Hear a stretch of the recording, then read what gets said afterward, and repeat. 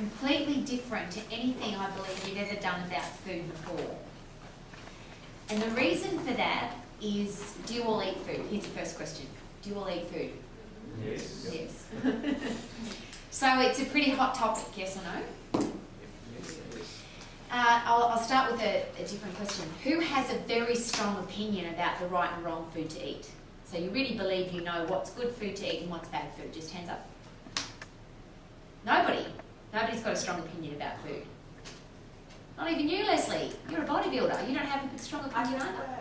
I have like the perception that food is not necessarily bad. Like, you shouldn't associate food with being bad or good. It's more about balance and making sure that you nourish your body and make the right choices. Okay. So you've got an opinion about food, though, haven't you? Yes. Who has an opinion about food? You've got an ice cream opinion. You must. What's your favourite flavour of ice cream? Sorry? What's your favourite flavour of ice cream? Coconut. Yeah. Okay. Too much sugar, too much expensive. See? See, as soon as you open it up, though, you Yeah. just said coconut, but what? Too much sugar Too much sugar? and expensive as well. So, because we all eat food, we've all got an opinion. I'll ask another question. Who has foods that they really love to eat? Very quickly, without thinking about it, just what is it? Go. Chicken teriyaki. Chocolate. Other chicken? Sushi. Chocolate. Chicken. Cream donuts. Chicken also. Chocolate. Gelato. Okay, who's got food they would never put into their mouth because they can't stand the taste of it? Go, what is it? Mayo. Mayonnaise. hate it. There you go. Brussels sprouts. Brussels sprouts? Nothing that you Oh, everything. That's my problem. Mushrooms. Mushrooms. don't like mushrooms. Onions and pickles. Oysters. Olives. Oh, yeah. Eel. Eggplant. Pork. Pork. Yeah. Mushrooms and seafood. Okay. Seafood. Yeah, seafood. Can I- So isn't that interesting though, in this small, with only a small group of people compared to the world out there, we've all got what we like and what we don't like straight away, yes or no? And we've all got some kind of an opinion about food, yes or no? Now, from a fitness professional's point of view, from a parent's point of view, from a man who's in the food industry really, how are we going as far as relating food to being healthy and fit? How's the world going in general, Western world, with our food and our health? We're just Not getting very good. fatter and fatter. Fatter and sicker. Fatter and sicker, fatter and fatter. Any other opinions? Lazy. Lazy. So how are we going, now for the fitness professionals and the parents, how are we going with delivery of information about how to eat healthy food? Not very well. Just eat. So how are we doing? Are we helping the world to get thinner or fatter? Fatter. Better. I'm going to ask again and say it. Are we helping the world to get thinner or fatter? Better. Are we helping the Well, world no, we're to helping them to get thinner, but they're getting fatter. Oh, are we? We're trying hard, aren't we? We're trying really hard. Next question. If I go to a gym right now, if we go to one of the biggest ones across the road here, and if there was 10 personal trainers on duty today, and we went as an individual person and we asked each individual 10 personal trainers to write us an eating plan, would we get the same information from each of those 10 trainers? No. How different do you think? Very. Very different. So people got their own They could be controversially different. They could even contradict each other. Is that fair? Yeah. So, as fitness professionals, if we're trying really hard to get the world healthy and fit, aren't we? But we're not doing very well because the world is fatter and sicker and weaker than it's ever been. Coronary heart disease, type 2 diabetes, osteoporosis, depression and obesity are the 5 biggest killers in the world today. If you take cancer out of that, and that's a different story, and we'll talk about that in a minute.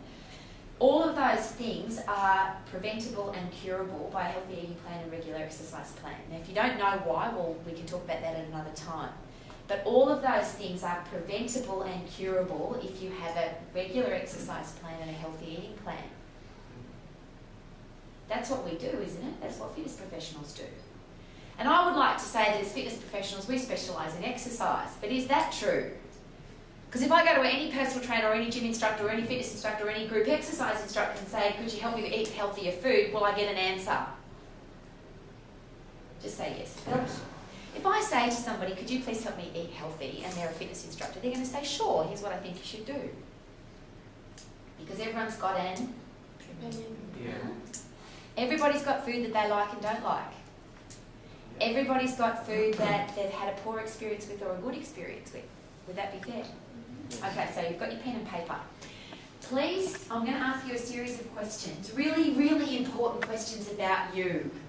Now, you're going to know the answers because they're about you, but they're what I call an analysation, which is not a real word. It's just a Rowie word that I've made up. It's an analysation of you and where your opinions might have come from, because we've all got an opinion about food. Yes? Yeah. Okay. Question number 1. Can you remember why you eat the way you do? If somebody said to you, why do you eat the way you do? Would you be able to say, yes, I do. I eat this way because I found out from a doctor, a dietitian, my parents, my religion, a bodybuilder I found on the World Wide Web. Why do you eat the way you do? Where did the information come from? Might be 3, 4, 5 places, but please write them all down. My opinions about food have come from my religious background, what my parents taught me, a bodybuilding book that I read, a personal trainer I spoke to, it could be my maths program. I saw somebody with really great abdominals on the internet, so I looked at what they ate, took a couple of ideas from them. I went to a dietitian's conference and I took a couple of ideas from there. I spoke to a friend of mine who lost 30 kilos and they told me that this could be a good idea, so I tried that. I read a book about blood types, so I thought I'd give that a crack. One of my friends lost a lot of weight just eating cabbage, so I tried that for a bit. All the different places that you have come up with ideas and opinions about the way you eat.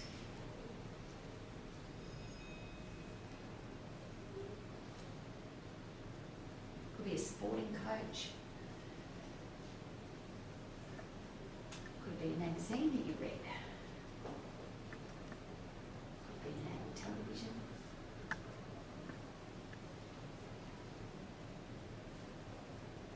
There's an Australian rugby union player on television in Brisbane the other morning, very adamant about how you should eat. Oh, really? He's lost 30, 40, 50 kilos. Got a very strong opinion. And if you like Australian rugby union players and you thought he was really good, you might listen to what he said and go, hey, that sounds like common sense, I might try that.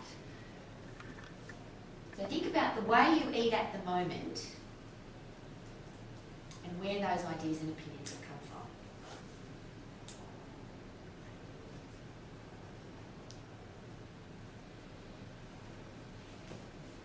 Now, the next question is this. If you have ever asked anybody how to eat food, and has anybody done that, been to a dietitian or to a personal trainer or asked for advice, where you've actually had a one-on-one conversation with somebody, hands up, about how to eat, so most of us have. The questions I'm about to ask now is just write the question down and then give it a yes or a no answer. So if you've asked somebody, and I'll pre-frame this differently, if you've ever got advice off the World Wide Web or out of a book or off an internet site where the person hasn't met you face to face, they would never have been able to have asked you these questions. Would that be fair? Yeah. Because you never met them. So some of your ideas and opinions that you've written down about food have come from somebody that has never met you. Would that be fair? Other ideas and opinions that you've got about food have come from somebody that you either asked or you had a conversation with. Yes? So I'm going to give you a series of questions. Please write them down. And you probably know them already, but just write them down anyway. And then give them a yes/no. Did the person ask you, if you asked for advice about food, did they ask you what you love to eat? So you said, could you please help me lose weight, get in shape, have ripped abdominals, perform better for my sport, look great in a bikini, be able to drink beer and still lose weight? Whatever information you asked for, did they ask you, sure, I'd love to help you, but what's your favourite food? What do you really like to eat? Did they ask you what you don't like to eat? So what are the foods that you would never put past your mouth? Go and call you Shazam, do you not eat pork for religious reasons? Yeah. Is that pretty important to you? Yes. Is it possible that if you didn't ask that question, what don't you like to eat? Is it possible that somewhere in an eating plan that pork could exist? Would that be possible? And how would you feel about that? Alright. Would you eat pork if somebody told you to? No. Okay, please take note of the answer. Next question. Did the person ask you what your normal eating plan is at the moment? So if they went to your cupboard or your pantry, went shopping with you and looked in your shopping trolley, what are the current foods that are currently in your life right now? So how do you eat at the moment? Did they ask you that? And just tick yes or no. Can see a pattern forming here. Now, the current foods that you're eating at the moment, all of us, whether we think it's right or wrong, and some of us, I'll ask another question. How many of you believe that the way you eat right now is really good? Hands up. You'll be really proud for the whole world to see your current eating plan because it's clean and lean and you love it. Hands up. Isn't that interesting? Out of a group of healthy, fit, strong, gorgeous people, 2 people put their hand up, would be really proud for the world to see the way they eat. The rest of us didn't put our hand up. Just take note of that. Don't make a judgment, just take note. The way you eat at the moment, whether you think it's right or wrong, is there a reason why you eat that way? Yes or no? Would or did the person that you asked advice about food, and obviously the person who you took information off the internet couldn't ask you that question, but did they ask you why you eat that way? Time constraints, the way what time you have to work, how many children you've got, how much money you've got, the time of the day that you eat. Did they ask you why you've chosen to put those foods in your pantry, in your fridge, in your shopping trolley, versus a different way? Did they actually ask you why you do that? And is there a reason why you eat the way you do now? Yes or no? It could be that you're lazy, it could be that you're undisciplined, it could be that you can't be bothered, it could be that you're thinking about eating a certain way but you just haven't at the moment. We've all got a reason why we eat the way we do now, yes or no? It might be that we live at home and we have to eat that way because that's what mum puts on the table. It could be we live in a boarding house and that's the only food available, but we all eat a certain way now for a reason, yes? Yes. If you ask somebody for advice about food, did they ask you why you eat that way right now? Next question. Did they ask you where you like to eat? And are there places where you do like to eat? Could be a favourite restaurant, could be a favourite takeaway place, could be that you like to sit in front of the television, could be that you like to sit at the kitchen bench, could be that you like to eat while you're in the car because that's the only way you get to have breakfast because you're eating on the way to work in the car. Are there places where you eat and where you don't eat? Yes or no? Yes. Did the person who you asked advice about food ask you where it is that you like to eat? And is there a reason why you eat there? Might be that your favourite place in the whole world is to sit on the couch and eat dinner at night time in front of the television. It might be that your favourite place to eat is with the whole family, where there's a full set table and you like to be with the family and enjoy the social environment. That's aware of eating, yes? And think about this for me. Do you have a place where you love to eat?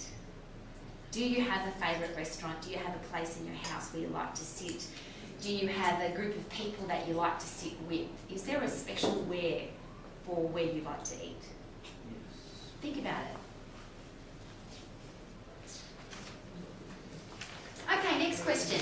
When you asked somebody about food or you asked advice about food, did they ask you when you like to eat? What time of the day you like to eat? How many times a day do you like to eat? Is that another question? Yes. Did they say to you, when is it, Joanne, that you like to eat food? You'll often hear this. Breakfast is the... Most important meal of the day. You hear that often, don't you? Yeah. What if you are a hospital worker and you finish work at 9 o'clock in the morning and then you go to sleep? When's breakfast for you? Might be 9 o'clock in the evening, could be 3 o'clock in the afternoon, who knows? Do you have times during your day where you love to eat food? Actual times. Now, it might be that I eat when I'm hungry. It might be that I love to eat at 10 o'clock at night because that's my favourite television show and I like to be sitting down comfortably in front of the TV. It might be that you wake up starving in the morning at 7 o'clock and you love to eat breakfast because you love porridge and blueberries and whatever it is you have for breakfast. But do you have a special time of the day that is your favourite time to eat? Yes or no? Yes. Yes.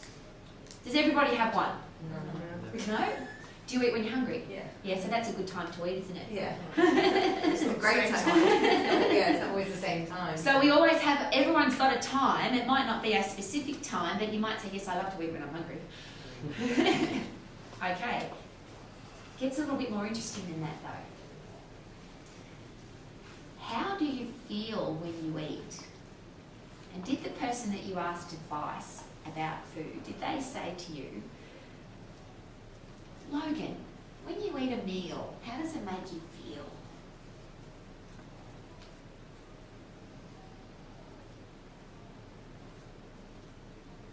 Now, in our small group of people, how many of you can enjoy a really great meal and feel amazing afterwards? How many of you will eat a meal and go, that was awesome? Interesting. How many of you have ever eaten a meal and thought to yourself, that was disgusting. I feel full and fat and awful and horrible. And do you remember that meal or several times where you felt like that, where you've eaten too much or it was a yucky meal or you didn't enjoy it? Yeah.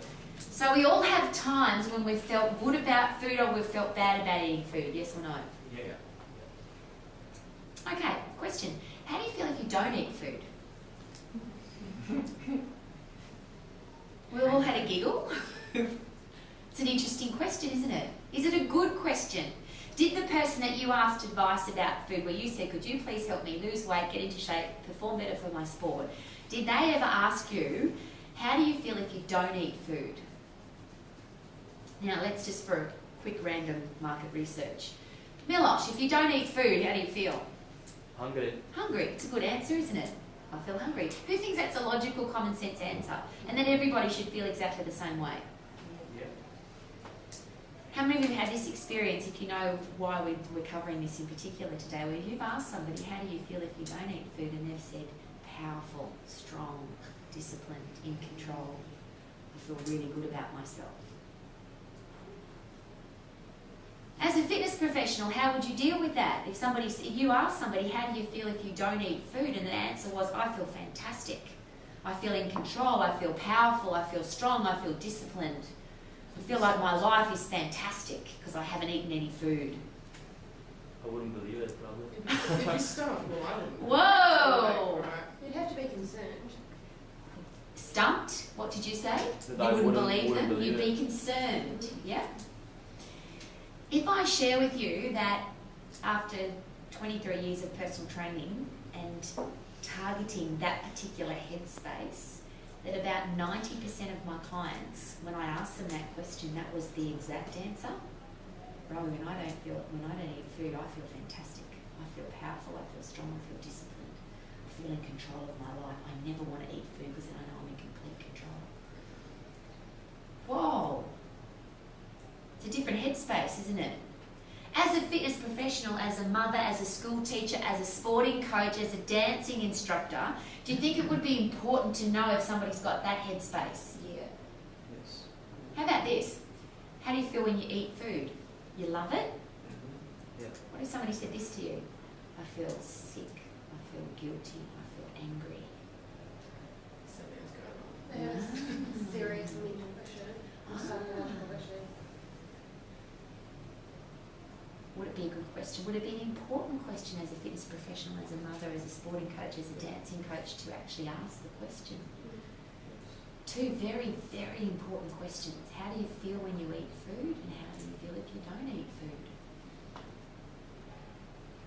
I believe as fitness professionals there are two questions that don't ever get asked. And there could be two of the most important questions. And Milos's answer was the best, because if I don't eat food, I'm hungry. And if I eat food, I'm full. That's logical, isn't it? But here's another question. Does everybody eat food for logic? Have you ever eaten a piece of chocolate cake, a piece of cheesecake, had a dessert, had an extra wine, even though you were full? Yeah. Yes or no? Different stomach. So we could say we stop eating when we're full, but we've all had the experience where we've kept eating even though we were full. Yeah. Why did we do that? Christmas. No, it's a perfect answer. No, it's a perfect answer. How many of you have eaten more in a social event? Because it's been Christmas, because it's been a wedding, because there's been more people around, because Mum or Italian put a big bowl of spaghetti and said, if you don't eat that, I'll be offended. So we all have eaten for different reasons. So a social event is certainly one of them. We go to Yes? his grandma's house and we've just had breakfast and lunch, and she's like, I made you guys lunch, and it's like, no. So, do you eat? Yeah, well, it's rude because she never has people over that much, and then she's made this big meal, and it's like, oh, do you guys like it? And it's like, yeah. So we I eat look for pregnant, manners, would but I that be love fair? it. We eat for manners. Yeah. The question here is, why do we eat? The logical reason is we eat because we're hungry. But we've just come up with one reason, which is Christmas. We eat because of a social event.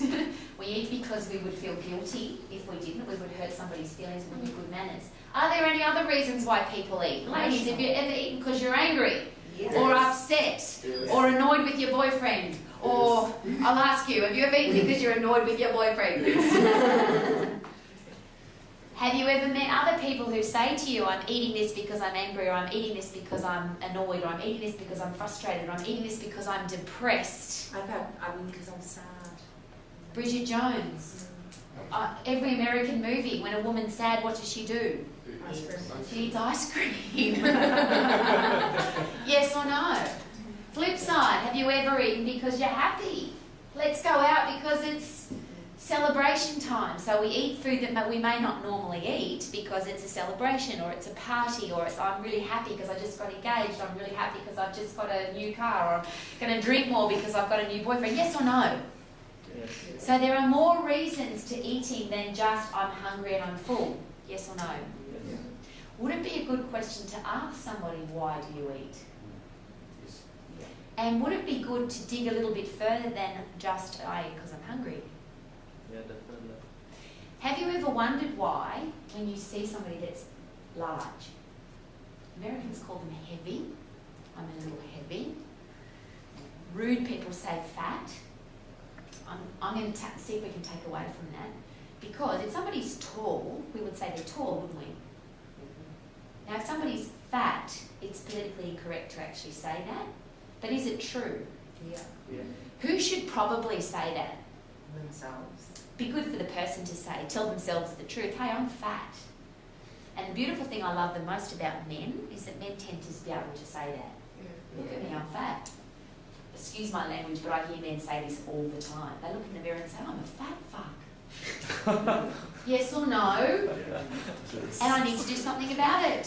I say that and I get told off. I'm not. And it's like, just let me, You look beautiful. We're going to have to cover this one straight away.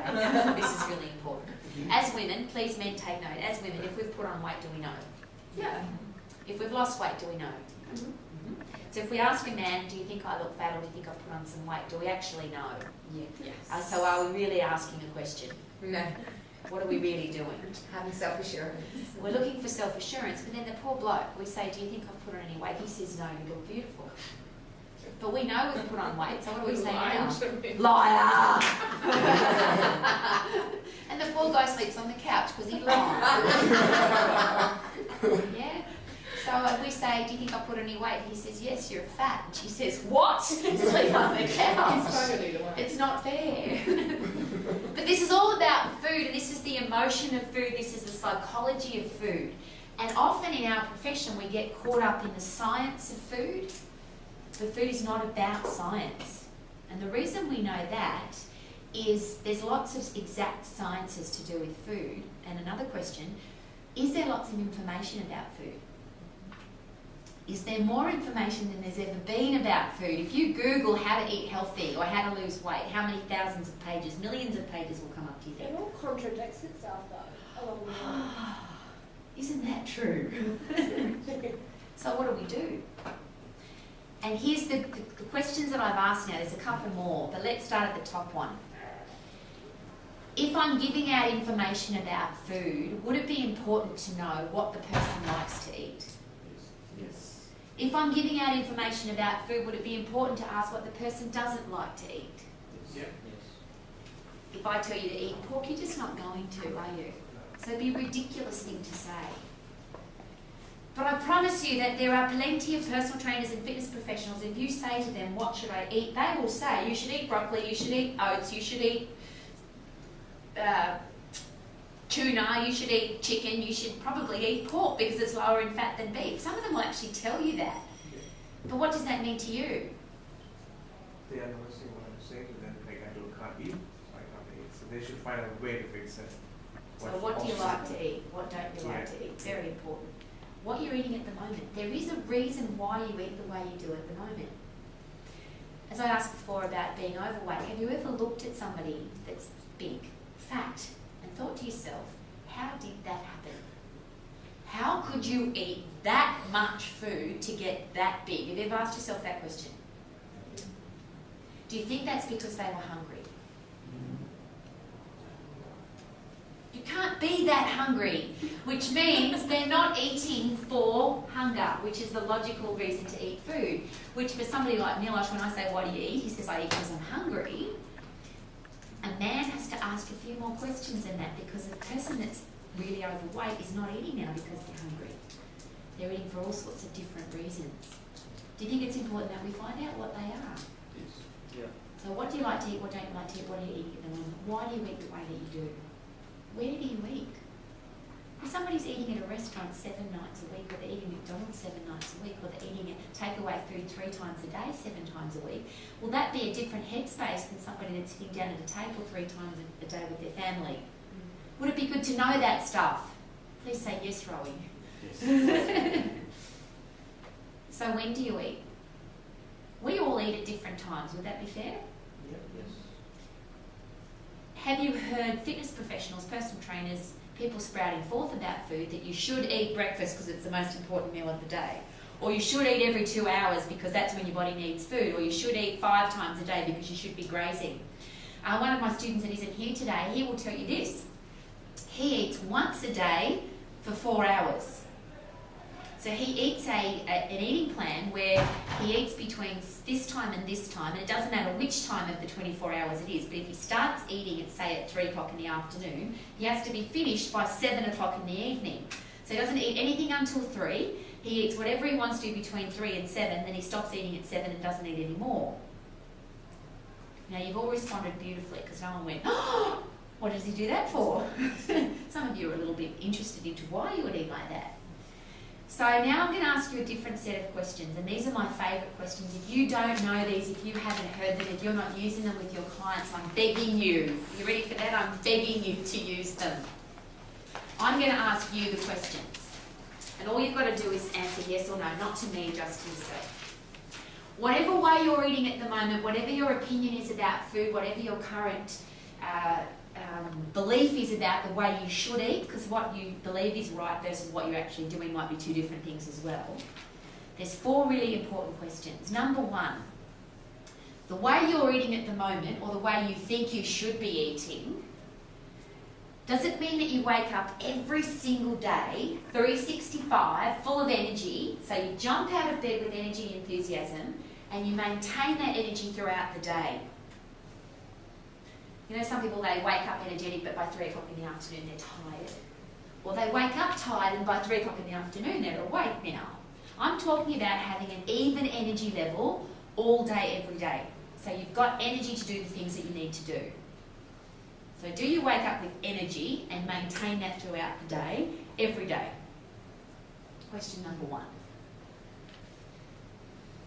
Question number 2, do we all have things that we need to perform every day? Hello? Just say yes, Rowie. We need to train, we need to play with our kids, we need to go to work, we need after our family, we need to play our sport. We've all got different things that we need to perform at, whether it's mentally or physically, yes or no? Yes. Do you perform at your top level all day, every day, whatever you need to do? So if you're going for a run, you perform at the top level. If you go to work, you can put in 100% effort at work. If you're playing with your kids, you want to be there. You're really excited to be there. Everything you need to do, you're performing at your top level. So question number 1 is energy. Question number 2 is performance. Am I performing at the top level all of the time? Now, some people need to perform to sit at a desk. Some people need to perform to play a top level sport. Some people need to perform to run a marathon. Some people need to perform to run 100 metres. It's different performance. We all have different performance, yes? So I can't say I'm a marathon runner and say you need to eat this way or you need to exercise this way. I need to ask you, what is it that you need to perform at your top level? So number 1 is energy, number 2 is performance. Number 3 is looks. When you look in a full-length mirror, naked with the lights on, not pretty down lights, I'm talking the fluorescent lights on, no clothes on at all, full-length mirror, and not a skinny mirror. Some people buy skinny mirrors. Some dress shops have skinny mirrors. I'm not talking about that. I'm talking about the truth. Probably the best truth is a full-length mirror in broad daylight outside. Are you happy with what you see? And I don't care what other people think. It's what you think that's important. Because if you look in the mirror and you don't like what you see, how does that make you feel? Not good. Would we all agree? If you look in the mirror and you don't like what you see, how does that make you feel? Disappointed, angry, sad. Now, a totally logical bloke might look in the mirror and go, wow, fat fuck. And he's not emotional about it. He's not sad and he doesn't want to commit suicide about it, but he's still not happy with what he sees. He goes, hey, that's fat. That's called the truth, yes? So what I'm asking you to think about is when you look in a full-length mirror with no lies happening, are you happy with what you see? Just a yes or a no.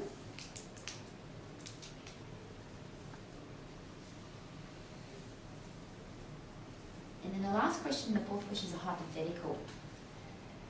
Is what you're doing right now, in fact for some of you it might not be, is what you're doing right now giving you the exact results that you want? From an eating plan and an exercise plan. So the first one is energy, the second one is performance, the third one is looks, and the fourth one is results. Now you might be really happy with what you see at the moment, but you've got a bodybuilding competition in 3 months' time where you need to have 5% body fat and a 70-pack of abdominals. Which means that whatever you're doing right now, to get the result that you want, you have to be on track to get that result. So you might say, I'm really happy with what I see now, but I am on track to achieving this particular result. Now, results are different for everybody, but I'm going to put a second component on that, which is, Leslie, how young are you? 22. Young. Now, if you're 12, 22 is probably old. But when you're 50, 22 is really young. Whatever age you are at the moment, what do you want to look like and feel like and perform like and get results of when you're 30? Do you want to be fabulous at 40? Do you want to be fantastic at 50? Do you want to be sexy at 60? Do you want to be sensational at 70? Do you want to be awesome at 80? Do you want to never give up at 90? Do you want to be happy and healthy at 100 plus? A lot of people say to me, I don't want to live to be old because I'll be in a retirement village and I'll have to be taking pills and I won't have any quality of life. Is that true anymore? No. My auntie was 104 and she lived at home till she was 102. Oh, thank you. That's the exact example I'm looking for. I shared with the graduates last week in Brisbane the Masters Marathon personal best world record was broken this year by an 85-year-old man who did a 3.5-hour marathon. That's amazing. Hello? 85, 3.5 hours. I did my personal best time for marathons 3:42 and I was 30. So do you need to get old? Just say no, Robbie. Now that's your choice, because I'm sure we've all met people that are 30 and they're already old. They're already creaking and rattling and tired and couldn't be bothered, tired and lethargic, yes or no? We've all met people like that. I'm not talking about other people, I'm talking about you. What do you want? So what results do you want? Is the way you're eating at the moment and the exercise you're doing at the moment, are you on track to the results that you want to achieve and long term? So if you want to be playing with your grandkids, climbing mountains with your grandkids, playing cricket in the backyard with your grandkids, going, and this is my favourite story of all time, was it going on a treadmill in Hawaii, and there was an older guy, and he was running really fast. So I went up and talked to him because I think that's really cool to see an old guy running really fast on the treadmill. And I said, "Sir, you're running really fast?" He said, "Yes." And I said, "What are you training for?" And he said, "I'm going to get shot by the husband of my 23-year-old girlfriend." Awesome. What an That in answer. itself's a great attitude, Yeah. isn't it? I wonder he's so young. I'm asking you to think about whether you're 22 or 32 or 52, I'm asking you to think about what you want your future to look like. Because is the way you eat now and the way you exercise now, do you think it might have a little bit to do with how you'll perform when you're 30, 40, 50, 60, 70, 80, yes or no? Yeah. So you might not want to think about it because you're only 22, and you might think, well, I don't want to be 50 because that's really old. But when you actually get to 50, you're thinking to yourself, that's only half my life, maybe not even half. So what do you want your life to look like? Now those 4 questions to me are the most important questions when it comes to food. Because if somebody comes to you and says, I would like an exercise program, because that's what we do, we're fitness professionals, does food play a component to exercise? Yes. I'll rephrase my question. Here is a beautiful Ferrari or Lamborghini car, and it's got a big engine in it, and it would drive really fast, and it does handle really well, and it does brake really well, but what does it need inside it for it to go effectively? Fuel.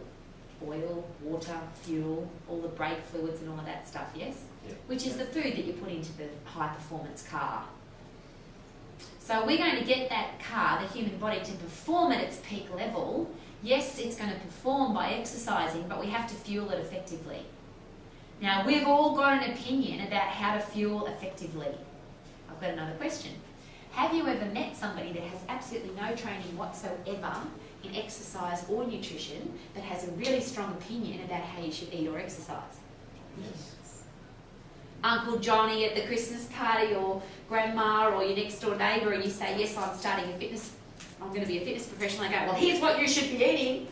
And they're really opinionated, yes or no? Yes. Yep. Now, there's a reason for that, and I think it's awesome. We all should have a really strong opinion about food because we all eat.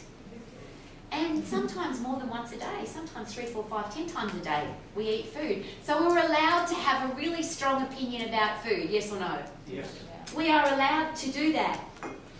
But everybody that you meet also has the same. They have the right, don't they? They have the same right to their opinion. And in our profession, what we seem to forget is that other people have an opinion and a religion and a conviction, and I don't like mushrooms and I don't want to eat broccoli because my grandma made me eat it when I was a baby and I spat it out every time, and I don't care if you think that broccoli is a bodybuilding food and a superfood, I'm not bloody eating it. And some people won't say that to you because their manners are too good, so they'll eat it anyway, even though they don't like it. One of my students just recently, she shared on a Max chat that she was told by a group of bodybuilding people that she had to eat oats. She said, my whole life I've been told I have to eat oats. She said, I hate oats. But she started eating them anyway because her circle of influence said that when you're a bodybuilder, you should eat oats.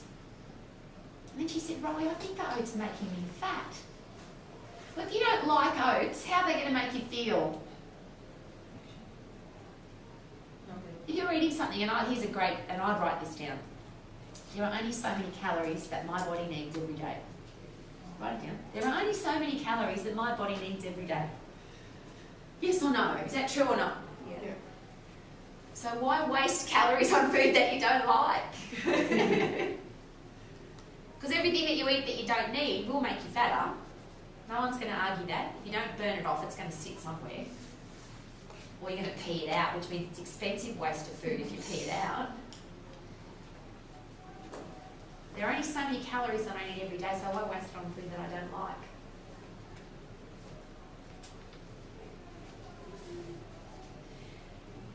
So, if I wrap all of that up that we've done so far, we all have an opinion about food.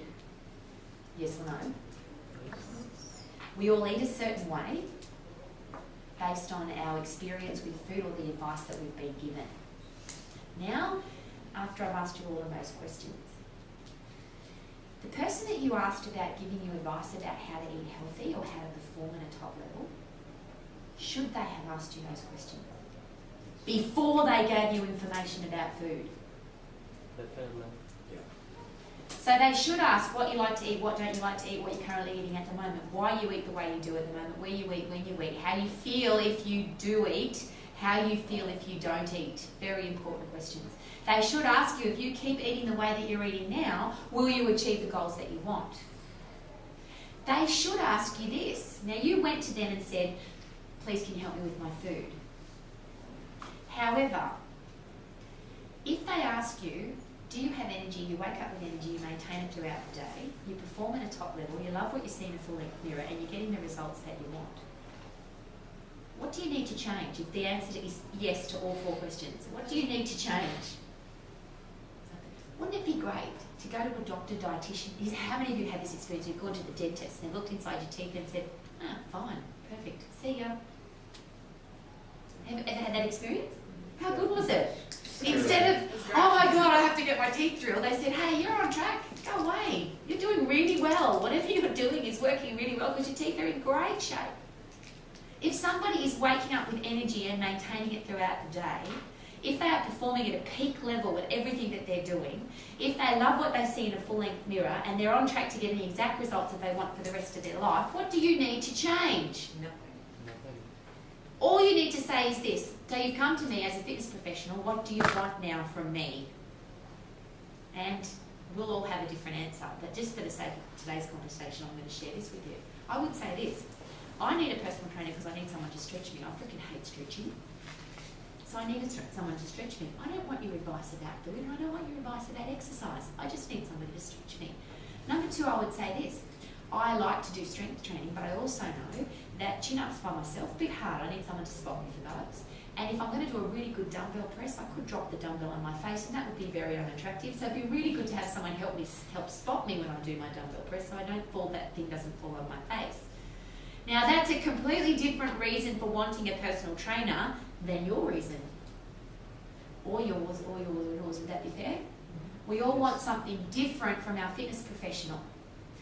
But please, I'm asking you as a parent, as a person who has people in your life that you care about, and as fitness professionals, that you don't ever give any advice until you get this stuff cleared up first. You have to ask these questions because I believe it's disrespectful if you don't. How disrespectful would it be of you if we said you have to eat pork? Really? It would be disrespectful of this man's religious conviction. But I promise you there are a stack of personal trainers out there who will tell you that you should eat, and vegan vegetarians are a classic. People who don't want to eat animals at all because they love animals. Or you have to eat meat because it's got the best form of iron. Well, I might not say this to you, but inside I might say, let's get stuffed. I'm a vegetarian. Exactly, all the time. Well, how do you get your protein? Well, do I look like I'm wasting weight? No, I'm doing quite fine. And here's my last question before we go into our next bit. How many people can you help to be healthy, fit and strong and stop them from getting coronary heart disease, type 2 diabetes, osteoporosis, depression and obesity if they don't like you? No. You won't train with somebody that you don't like. You won't train with somebody that you don't trust. You won't train with somebody that doesn't or isn't interested in you. But this is the only way to actually find out what this person needs. Now, this person might not need anything except somebody to spot them for the bench press. Go back to those 4 questions though. Do you have the energy, wake up with energy and maintain it throughout the day? What will most people say? Do you perform at peak performance all day, every day, 100% at work, 100% as a father, 100% as a lover, 100% as a footy coach? Yes or no? What will most people say? No. Do you love what you see in a full-length mirror with the lights on? What will most people say? No. No. And are you getting the results? Is what you're doing right now heading you towards the results that you want? Now, this is a really interesting question for a lot of your clients. Because what will the answer, what might it be? If you say, you don't have the energy you want, you're not performing at the level you want to perform at, you don't like what you see in the mirror, but are you getting the results that you want? Most people will say no. The people that go to the gym and people that already have a trainer, what might they say? Yes, I am on track. I know that if I eat this way and exercise this way and do this thing, I will get the results that I want. I will get the ripped abdominals in 6 weeks' time, or I will be able to run a full marathon, or I will be able to play with my kids when I'm 70. Now, if somebody says that to you, they believe they're on track to achieving their goals, and they're on the green bean diet where all they eat is green beans and mayonnaise.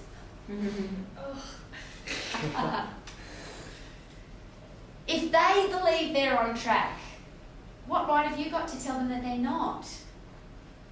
You could start arguing with them and say, no, you shouldn't eat the green bean diet, especially with the mayonnaise, that's really bad for you, because I hate mayonnaise, because you'll have an opinion, won't you, about mayonnaise, especially if you hate it. But if that person believes they're on track to achieving their goal, they believe it. What are you going to do about that? They could be on track, but you might be able to make it faster, like train faster. That's a beautiful answer, the best answer ever. Because it's a great question to ask. This is a standard question. If there was a safer, quicker, better way for you to achieve those goals, is that something you would like to chat about? Yeah. If there was a quicker, safer, better, easier way to get the results that you want and have the energy level that you want, the performance that you want, and look great in the mirror, would that be something that you would like to chat about? Yes. Some people might say no. I like what I'm doing now. And I promise you that some people will say that, because some people that are exercising 3 hours a day like to exercise 3 hours a day. I'll rephrase. Some people that are doing 3 sets of 10 in the gym like to do 3 sets of 10 in the gym.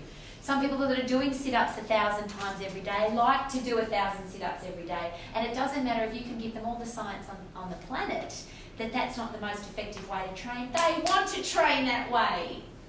And what right have we got to tell them not to? If you love to do something, Claire, if you really want to do one of those classes the day before your half marathon, does it matter what your personal trainer says? No, yes or no? I'm never going to live that down. You'll do whatever what? Whatever you want. You will do whatever you want to do, and so will your clients. The only way they'll ever trust you is if you don't tell them what to do. You ask them what they want and what they believe in and what they stand for and what their religious belief is and why they eat food and why they don't eat food.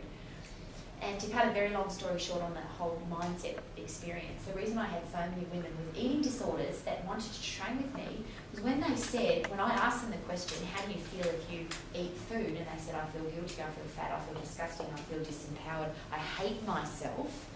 I never got, oh, that's terrible, or you've got a weird kind of mental headspace. It was just, okay, how do you feel if you don't eat food? I feel powerful and disciplined and amazing. Okay. So there was no judgment of whether it was good or bad. There was no judgment about, and some of you have heard this story before about my client Matt, who he really did eat takeaway food 3 times a day, 7 days a week. Most people, when you go to a fitness professional and you said, I eat takeaway food 3 times a day, 7 days a week, what would most fitness professionals say? That's disgusting. Here was my answer for Matt. That's awesome. The #1 health challenge in the world, the people who don't eat variety of food. The healthiest people in the world are Japanese, and they have 44 different varieties of food every day. And you're getting a different variety every day. Well done. People do trust, like more, the people that like them more. If you make somebody feel ugly and guilty and disempowered and bad about themselves, they don't want to hang out with you. And how can you help the people that don't want to hang out with you? So now is when we're going to have a break. But when we come back, we're going to talk about actual food. But really there's nothing to talk about. Because if you go through all of those questions, you can say, well, and I'll give you an example. I'm going to give you a person, it's a man, he's 35 years of age, he wants to lose weight, he's a businessman, and he eats breakfast, lunch and dinner. I want you to design an eating plan for him and a healthy exercise plan. What would your answer be? What's your bliss lifestyle? Like, design it. Why? You can't do that. It's a hypothetical ridiculous. Because every person that you come in contact with, even if it's the same, you have 10 guys that are 35 years of age that are businessmen, are they all going to eat the same food? Are they all going to eat in the same place? Are they all going to eat at the same time? Are they all going to eat for the same reasons? Are they all going to have the same religious beliefs? Are they all going to have the same answers to those 4 questions? One of them might have a perfect physique, it looks fantastic, so he'll say, yes, I love what I see in a full-length mirror, but he hasn't got any energy because he's not eating energetic food. So every single person is an individual person that deserves your respect and your care, and that's the only thing I wanted you to get out of this session today, is that if you genuinely are doing this because you care about people, if you're a mum and you obviously love your child, this process is the same for kids. Somebody just said to me recently, I've got a 10-year-old client that I need to do my practical assessment with. A 10-year-old wouldn't be able to answer these questions. Really? How old's your young man? He's almost done. So if you sat down with him and said, what do you love to eat, mate? What don't you like to eat? Would he have an opinion? Definitely. Every time we go shopping, he helps put the food plans together and lists and decides what we're having and what he does want and doesn't want. And we compromise on some things, and we've done that for years. Do you all remember being 10?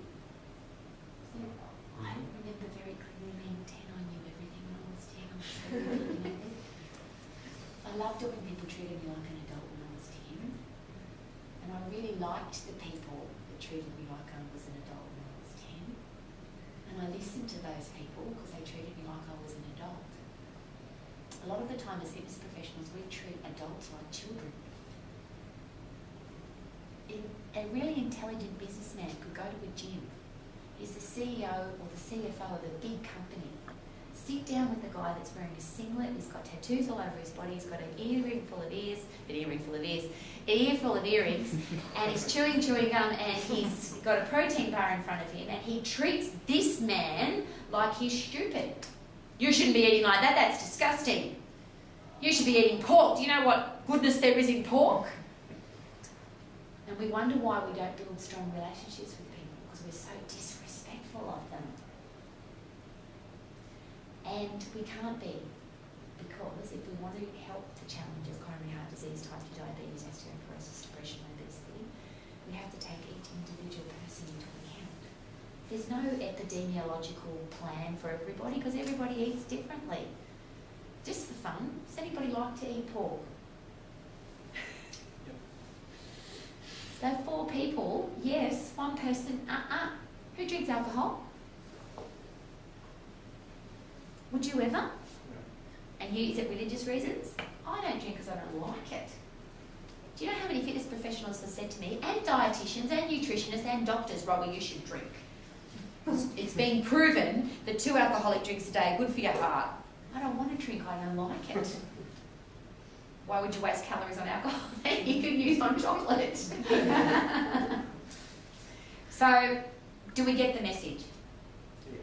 As a parent, please, as a leader, as a coach, as somebody who cares about yourself and other people, ask yourself these questions and have the right answers. Now, to finish off this session, those 4 questions.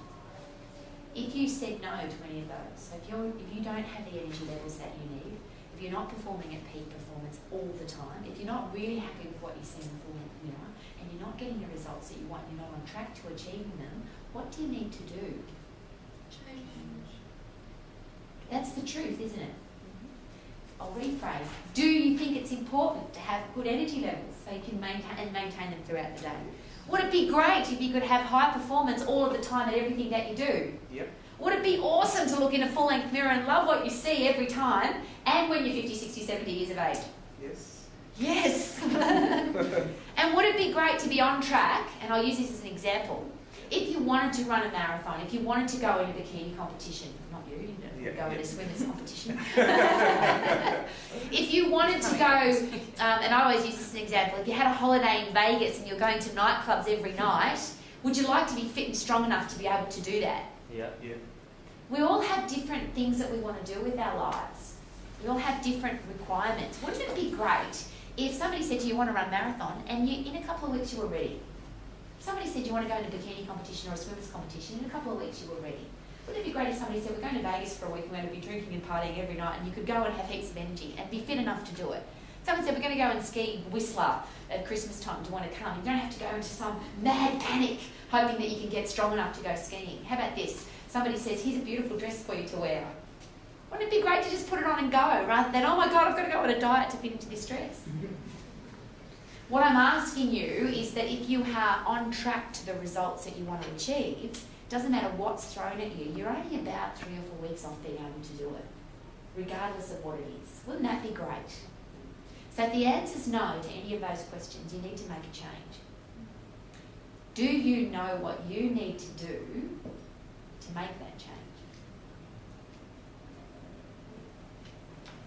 Interesting. You shook your head, nodded your head straight away. You know what to do. Yeah. Now, is that because you've got a personal trainer and fitness professional on track to help you, or do you actually know what you need to do? Yeah, I know what to do, but I'm not doing it. That's a perfect answer. I couldn't have asked you for a better answer. That's why I asked you. Yeah. So that's a perfect answer.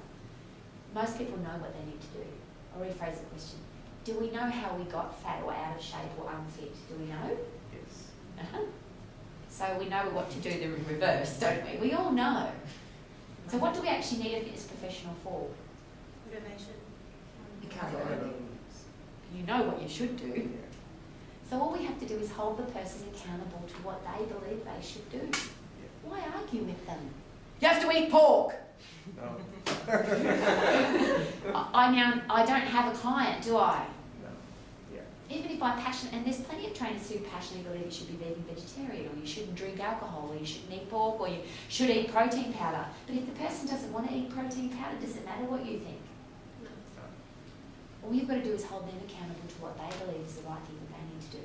And I use kids as an example for this too, because I deal with primary school kids a lot now. Little kids know what's healthy too. Yeah, I need to eat more vegetables. I'm not, but I should. So as a fitness professional, all you need to do is hold them accountable to their own advice. And who are they more likely to believe anyway? You or themselves? And then they trust you and then they're with you for a lifetime rather than until the next guru comes along. Because you might have the most ripped abdominals on the planet. And people will believe you because you've got ripped abdominals until when? With someone with more ripped abdominals. Until someone's got more ripped and they'll go, hey, hers aren't as skinny as hers. And you know what? Some personal trainers, Leslie and I've had this conversation before. Some fitness professionals and some personal trainers are actually scared of that, aren't they? That people won't take me seriously because my abdominals aren't ripped enough. Or I'm not skinny enough, or I'm not muscling enough, or I'm not buff enough, or my body fat percentage is too high. So when I'm gorgeous, I put my pictures all over Facebook so everyone can see how ripped I am. What happens if they're not ripped? Now they're scared of losing their clients. If you've taken them through this process, your client, and it's all about them and not your ripped abdominals, if it's all about them and what they want, it's all about them and their goal and their result and their long-term goal, it's not about your ripped abdominals. It doesn't matter. Last quote. People don't care how much you know until they know how much you care. And what I've just given you is the perfect process for care. If you take people through this process, they will know that you care. And if you're not interested in taking people through this process, get the hell out of the fitness profession because there's plenty of dodgy personal trainers already that don't care about this process.